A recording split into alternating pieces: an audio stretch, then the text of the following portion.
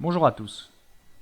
Vous avez peut-être lu ou vu qu'il y a eu un échange pas très cordial il y a quelques jours entre Chris Kay, ce Canadien qui est devenu connu pour ses prédictions et son interaction dans l'aéroport par rapport aux tests et à la quarantaine forcée, et entre certains membres de la communauté Bitcoin. Je dis la communauté Bitcoin même si c'est une mauvaise appellation. Le Bitcoin appartient à tout le monde. C'est plus pour nommer, dénoncer ceux qui sont déjà imprégnés du protocole et de cette alternative aux banques centrales. Je vais vous faire un résumé parce que je trouve cette interaction très intéressante et très démonstratrice de ce que peuvent vivre les uns et les autres, et je pense que je vais savoir éclairer et faire le lien entre les deux, vu que je fais partie des deux fronts, et que je comprends et que je vois que c'est le même combat. J'ai peut-être manqué des éléments dans mon analyse, et si c'est le cas, je vous prie de me partager les compléments d'informations pour que j'ajuste mes dires. Cela a commencé le 9 septembre avec un tweet de Chris Kay qui renvoie à un article disant que notre identité digitale serait fusionnée avec notre passeport digital et que ça fonctionnerait avec des crypto-monnaies. Des personnes viennent lui parler du Bitcoin. S'ensuit une conversation donc qui renvoie plus en dessous vers un article de Bitcoin Magazine qui parle de comment le Bitcoin défend la liberté des gens. Dans l'introduction, il parle d'un jeune Sénégalais, Fodé, donc qui fait des études pour devenir ingénieur et qui est joueur de basket et qui a vu l'actif familial être divisé par deux du jour au lendemain. Et ça ne n'est pas passé par un vol, ça ne n'est pas passé par une banqueroute d'une entreprise ou d'un vol bancaire, ça s'est passé par une dévaluation monétaire qui a été imposée par un pays à 5000 km de là. Donc via le franc CFA. Et que c'est le destin de plusieurs millions de Sénégalais parce que cette affaire les dépasse totalement et qu'aucune protestation ne règle le problème avec leur maître économique. Pendant des décennies, des nouveaux présidents sont venus mais n'ont vraiment rien changé aux, aux arrangements de fond du système financier. Et que le Bitcoin a permis à ces personnes de pouvoir avoir du contrôle sur leur économie et donc de pouvoir préserver leur richesse et donc leurs droits. Ça s'est observé dans plusieurs pays, dont le Liban, le Venezuela, l'Argentine. Là, on parle du Sénégal. J'ai beaucoup entendu parler du Nigeria aussi. Je pense que c'est, enfin, de ce que j'ai lu, c'est un des pays qui est le plus en avant des transactions peer-to-peer au niveau du Bitcoin. Donc, principalement, les gens qui n'ont pas accès à un système bancaire ou un système de paiement très évolué sont les premiers à aller dans le Bitcoin. Je trouve ça très intéressant à observer et je pense qu'il faut en prendre bonne note parce qu'on est à l'abri de rien. Et si ces gens-là choisissent le Bitcoin comme port de sortie, comme sécurité, je pense que du coup c'est un sujet qu'il faut étudier en profondeur. Avec nos pays en Occident, on peut se projeter dans la même situation. Notre système bancaire, notre système monétaire est détenu, contrôlé par différentes institutions qui nous dépassent totalement. Donc tout ça est très intéressant et primordial pour comprendre et retrouver notre liberté. Enfin, c'est ce que je pense. Ce à quoi Chris Kay répond que c'est bien beau, mais que c'est pas le meilleur actif pour faire des profits le plus rapidement possible. Ce à quoi l'auteur de l'article, Alex Gladstein, lui répond qu'il devrait du coup peut-être mettre à jour son profil et ne plus parce que c'est toujours indiqué avocat des droits humains. Ce qui est quand même incroyable, parce qu'on parle d'ici de liberté individuelle, on parle de personnes qui ont retrouvé leur liberté économique et donc leurs droits, leur autonomie financière qui n'est plus assujettie à une entité qui les dépasse. Ils redeviennent maîtres de leur économie, de leurs sous. Et Chris Sky trouve simplement à répondre que c'est bien beau, mais que c'est pas ce qui est le mieux pour du profit à court terme. Ok, mais ici on est en train de parler de liberté et de souveraineté individuelle. On n'est pas en train de parler de profit à court terme. Est-ce qu'on est d'accord? Comme ça, vous savez d'où vient le problème, ou l'argumentaire en tout cas. Et de là s'ensuit évidemment quelques individus, quelques trolls qui sont venus un peu chambrer, je suppose.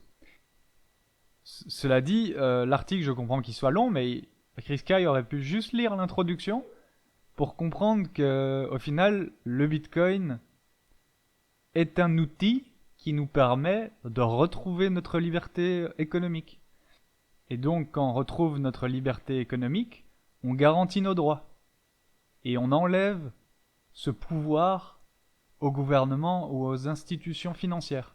Donc cela empêche une impression de billets et la corruption à tout va. Je vous la fais peut-être courte, mais c'est principalement ça l'idée. On va voir on va pas faire toute la discussion parce qu'il y en aurait pour des heures, mais on va voir quelques tweets, je pense intéressants, qui va nous permettre de mieux comprendre et d'aller un peu plus en profondeur dans cet argumentaire entre Chris Sky et la communauté du Bitcoin. Et je tiens à préciser que j'ai beaucoup de respect pour le monsieur, pour Chris Sky. Je trouve que son combat a beaucoup de sens et qu'il n'y en a pas beaucoup qui vont aussi loin et qui ont autant de courage pour le mener. Donc bravo à lui. Je suis totalement derrière lui. Comme beaucoup de gens qui ont essayé de discuter avec lui sont totalement pour son action. C'est pas ça vraiment le but du sujet, c'est plus de comprendre d'où vient le malentendu. Quelqu'un lui dit de se concentrer sur sa mission et que l'ennemi de son ennemi est son ami, en faisant référence sûrement au fait que nous combattons la même entité, que ce soit les gens sur le terrain en train de manifester ou les gens derrière leur PC en train de programmer, et que nous sommes alliés, nous combattons la même entité avec deux moyens différents, avec deux compétences différentes, deux échelles de temps différentes, deux niveaux différents, mais qu'au final, on est alliés, on s'attaque à la même chose.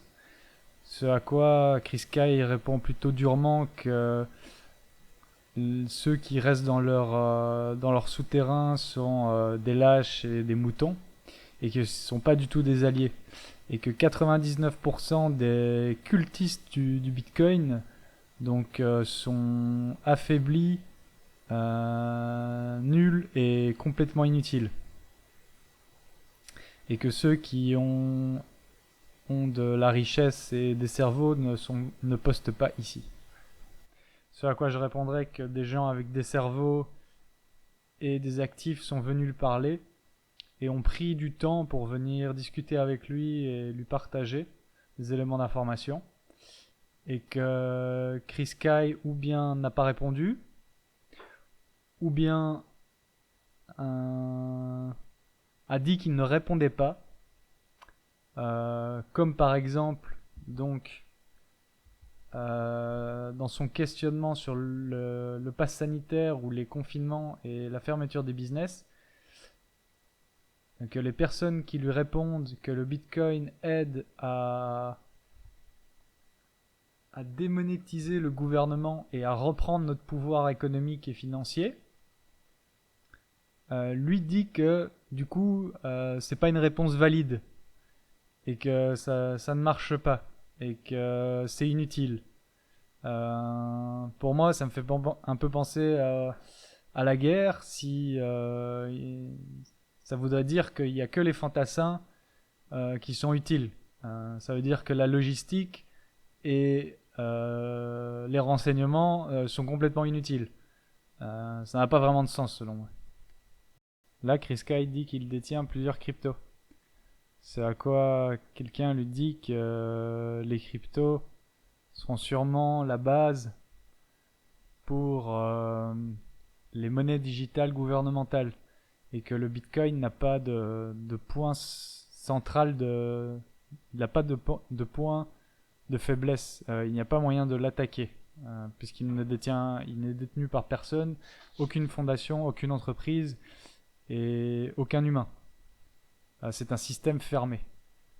Ce à quoi Chris Sky répond que les monnaies digitales sont déjà en chemin et qu'il fallait se réveiller. Mais du coup, si on a le choix entre une monnaie digitale gouvernementale ou contrôlée par une institution, fondation, enfin comme actuellement, et qu'on a le choix entre ça et une monnaie libre détenue par tout le monde, le fait que les monnaies gouvernementales digitales existent déjà ou sont déjà en chemin, et ben du coup c'est là qu'il faut adopter. Je comprends pas vraiment la logique. Quelqu'un lui dit globalement que euh, la plupart des gens quand ils rentrent dans le Bitcoin la première fois, ils ne comprennent pas vraiment ce que c'est et que donc il n'y a pas de raison de l'insulter d'idiot et que quand il comprendra ce que le Bitcoin est vraiment, il sera le bienvenu de nouveau. Ce à quoi Chris Sky répond qu'il a parfaitement compris ce que c'était et qu'il comprend parfaitement les mathématiques et l'économie et que pour un investissement court terme, il y a plus de potentiel de pourcentage de retour sur investissement sur un panier de différentes cryptos que juste le Bitcoin. Et qu'il dit que personne ne peut refuter ce fait et qu'il préfère prétendre que Chris Sky ne comprend pas ce que le Bitcoin est réellement plutôt que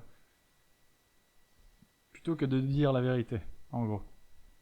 Ben j'ai envie de dire que je comprends pas vraiment s'il joue à l'idiot ou s'il comprend vraiment pas. C'est que plusieurs personnes de la communauté de Bitcoin lui ont dit que c'était le seul actif digital dans les crypto-monnaies qui permettait une indépendance et une liberté économique, donc ce qui garantait au final nos droits et notre liberté, et qu'il n'y a personne derrière, qu'il n'y a pas d'institution, d'entreprise ou de personnes, j'entends humain derrière,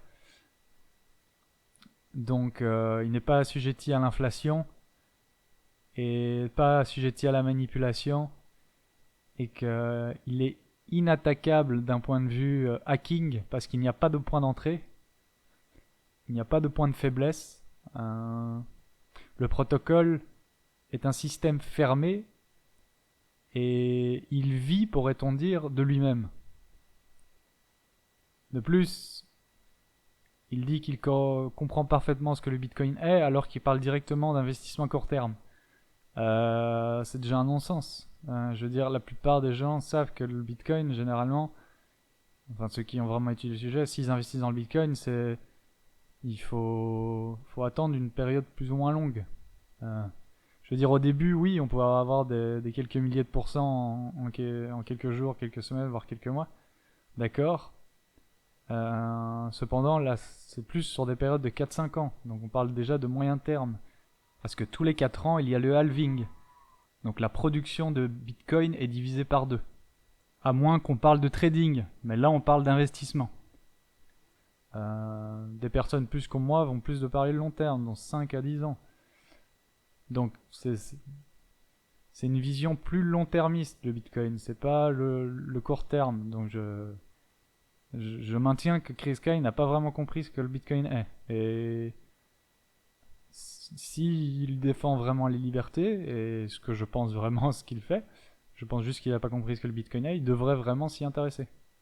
C'est pour moi le seul actif qui garantit notre liberté économique, donc notre liberté individuelle.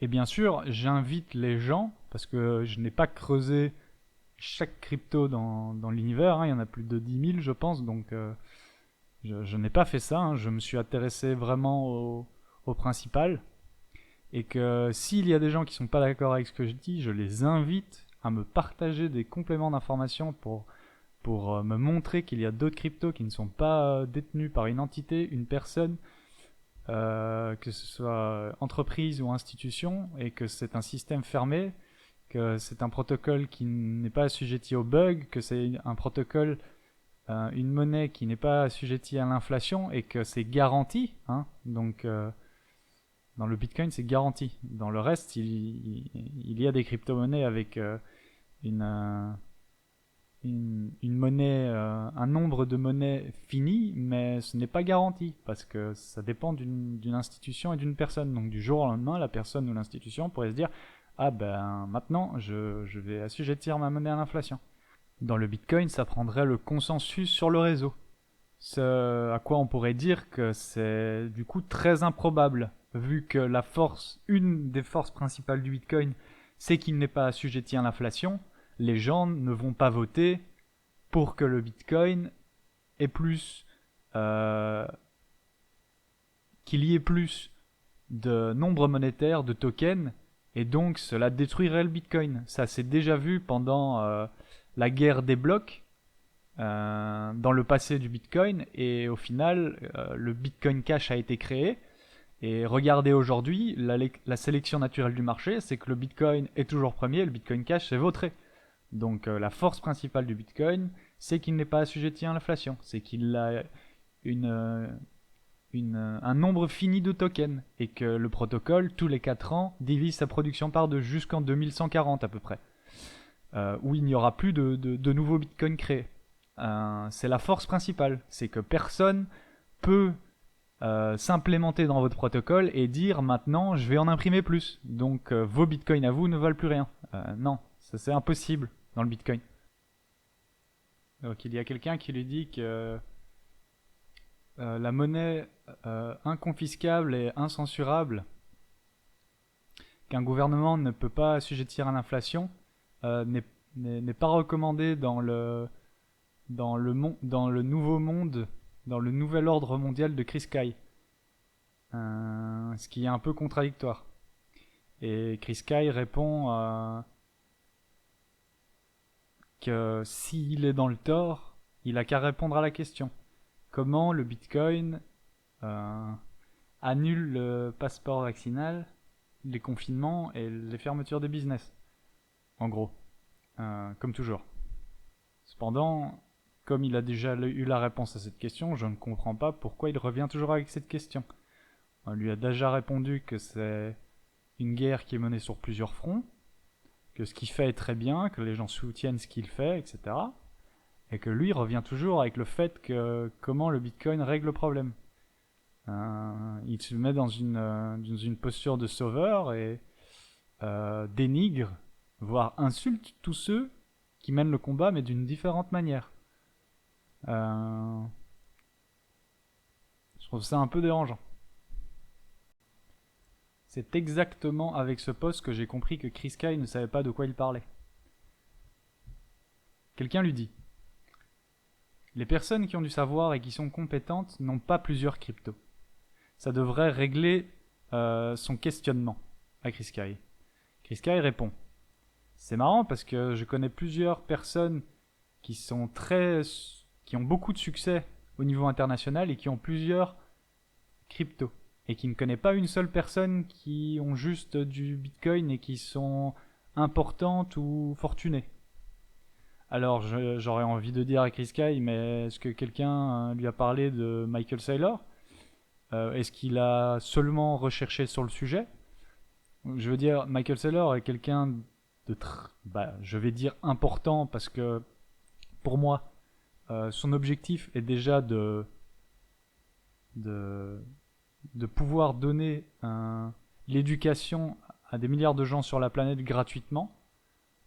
C'est une mission très importante. Je veux dire, on sait que la principale cause un des principaux problèmes qu'on a, c'est que l'éducation est assez moisie. Lui s'en charge. Ses cours sont très poussés, sont très bien faits. J'en ai suivi un pour l'instant. Et en plus, c'est une personne très fortunée. Il est multimilliardaire. Je veux dire, c'est... et il ne détient que du Bitcoin. Il ne jure que par le Bitcoin. Il a fait des analyses très poussées là-dessus, en parlant de l'histoire, de l'histoire militaire, de l'histoire de la finance. Il a participé à beaucoup de podcasts pour justement exprimer toute sa pensée, et c'est extrêmement poussé, ça va très très loin. Et j'ai pas vu ça ailleurs, sur d'autres cryptos. Euh, il, il pousse le raisonnement de pourquoi le Bitcoin est aussi solide et est la monnaie, ou la réserve de valeur que les humains doivent adopter et qui sera sûrement adoptée de par ses forces. Euh, donc je veux dire, le tweet de Chris Kyle ne tient pas la route. Je comprends pas. Et on pourrait en citer d'autres. On pourrait citer par exemple Robert Kiyosaki, qui est aussi multimilliardaire, un empire immobilier, ami de Donald Trump. Et bon, évidemment, lui aussi a de l'argent et de l'or. Je veux dire, il est multimilliardaire, évidemment, il va diversifier, mais son portefeuille, de ce qu'il dit, apparemment n'est qu'en Bitcoin. Je veux dire, on peut prendre Max Kaiser.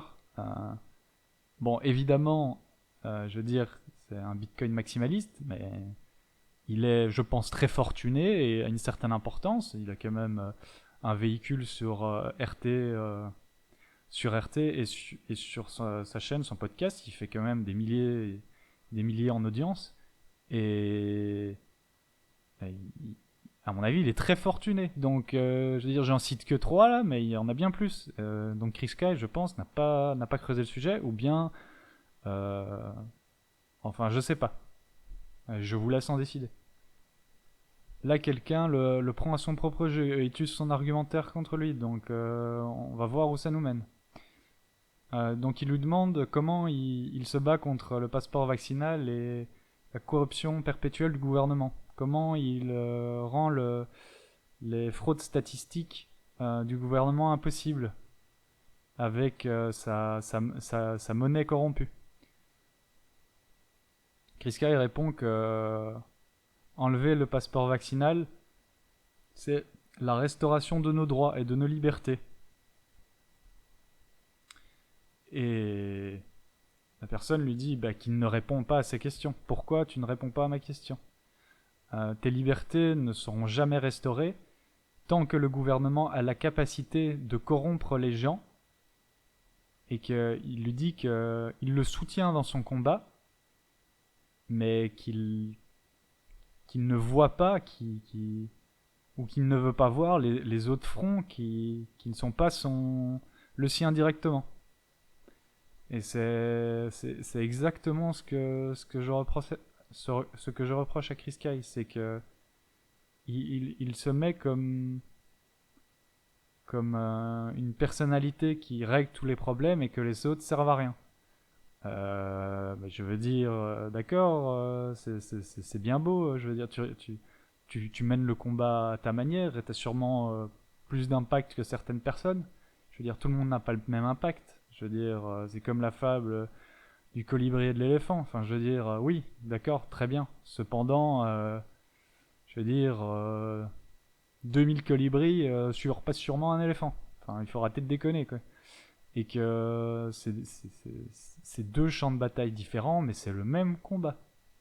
Il y en a un qui règle le problème plus en fond, qui va permettre de penser et de réfléchir à comment régler les problèmes pour qu'ils ne se répètent pas, et l'autre va être plus court-termiste, d'affronter les problèmes directement, être en réaction au problème qui vient à soi.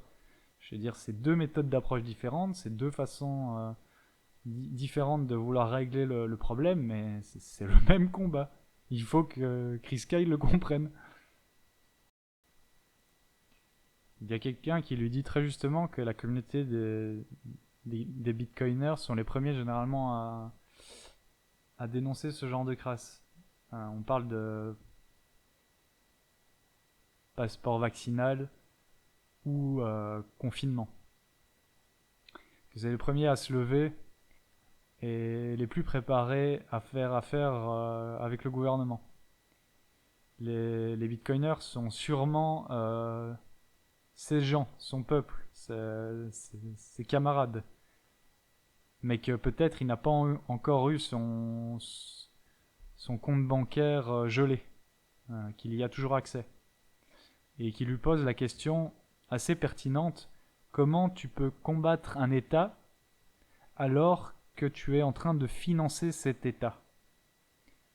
Comment tu peux faire ce combat en même temps? Est-ce que tu as un plan? Et je trouve cette question très pertinente. J'ai l'impression que notre liberté dépend de notre faculté à nous détacher du système monétaire. Vu que notre monnaie ne vaut rien et peut être imprimée à tout va, ex nihilo, le gouvernement ou la banque centrale pourra toujours nous acheter, quoi qu'il se passe, ou nous interdire d'acheter. Donc, nous pourrions sortir à 15 millions dans la rue, faire tomber le gouvernement.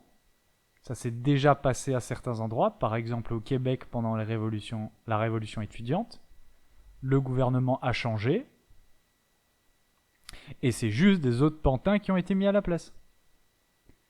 Si le problème de fond n'est pas réglé, on peut dépenser notre temps et notre énergie, ça ne servira pas à grand chose. Là, c'est la réponse de Saifeddin Ammous, une personne très importante dans la communauté Bitcoin. Il a écrit le livre L'étalon Bitcoin, qui est une analyse approfondie de l'histoire de la monnaie et de comment le Bitcoin s'implémente dans le monde d'aujourd'hui en tant que système monétaire. Et il répond à la question de Chris Kay de comment le Bitcoin stoppe le passeport vaccinal et nous ramène vers notre liberté. Donc il dit que le plus de richesse canadienne est dans le Bitcoin, au moins elle est dans le dollar. Et donc, au moins le gouvernement peut payer des idiots pour rester à la maison. Et pour forcer leur confinement criminel. C'est une solution à un problème de fond. Et que ça règle beaucoup de problèmes. Plus que juste crier impuissamment sur Instagram. Ce que je pense qui est assez juste. Si nous reprenons notre pouvoir monétaire et que nous arrêtons de le confier à une entité tierce, donc gouvernement, institution, banque centrale, ces personnes ne sont plus capables d'imprimer des billets, donc ne sont plus capables de corrompre le système, ni de corrompre les gens, ne sont plus capables de augmenter leur richesse tout en appauvrissant le reste. Ce à quoi Chris Kay n'a pas répondu. Là, Chris Kay rentre un peu en mode berserk et il demande qu'est-ce que les gens ont fait, qu'est-ce qu'ils ont fait comme différence, qu'est-ce qu'ils ont risqué, qu'est-ce qu'ils ont sacrifié, qu'est-ce qu'ils ont changé. Et il donne déjà la réponse en disant que c'est rien, qu'on reste juste assis à notre PC et qu'on se prend pour des révolutionnaires et que c'est pathétique. Et qu'il précise que plusieurs d'entre eux ont des millions et qui devraient le financer. Ok.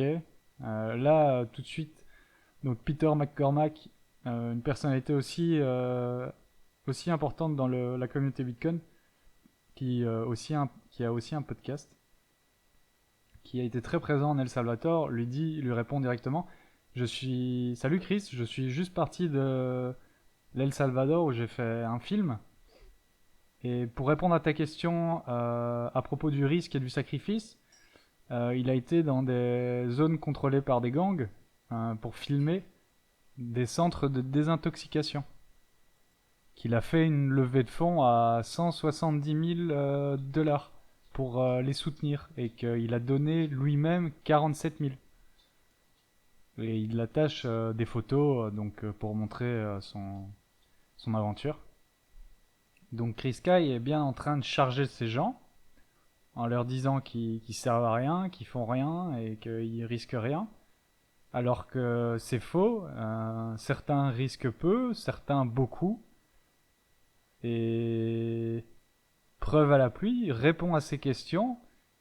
Et lui, principalement, tout du long, c'est de dénigrer les gens qui font ce genre d'action, qui leur disent qu'ils servent à rien en les insultant, qu'ils devraient le financer et que les cryptos, c'est pour du retour sur investissement à court terme. Donc juste pour trader en gros.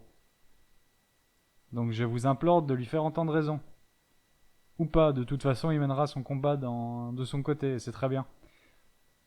Cela dit, ça démontre totalement que c'est le même combat, qu'il faut manifester, qu'il faut opposer de la résistance, mais que cela ne suffit pas, et qu'il faut penser à plus long terme, et qu'il faut penser les problèmes de fond, qu'est-ce qui nous a amené là, et de régler les problèmes de fond, et quel outil nous avons à notre disposition, pour pas réitérer les mêmes erreurs du passé.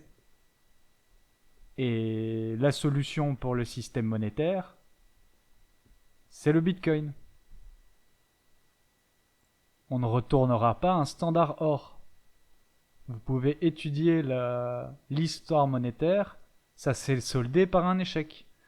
L'or est confiscable par le gouvernement. C'est un problème, c'est centralisé.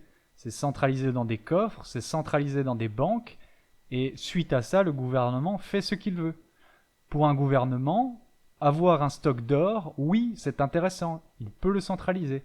Pour nous, petit peuple, c'est pas très intéressant, à moins que vous soyez multimilliardaire et que vous avez les fonds de vous payer un coffre sécurisé, d'en mettre aux quatre coins de la planète, que vous avez les sous pour vous payer des gardes et des armes. Oui, très bien, l'or c'est utile dans ce cas. Mais sinon, c'est le Bitcoin.